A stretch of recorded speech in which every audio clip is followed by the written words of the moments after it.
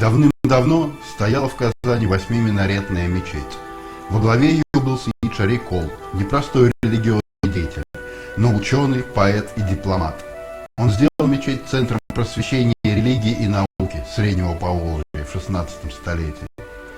Но, как все мы знаем из школьных учебников, теплым октябрьским днем 1552 года под эти стены из Москвы явился своим войском Иван Грозный. Несколько суток кровопролитного штурма, и от мечети не осталось и камня. Долго собирались казанцы ее восстановить. И вот собрались уже в 21 веке, ровно через 444 года.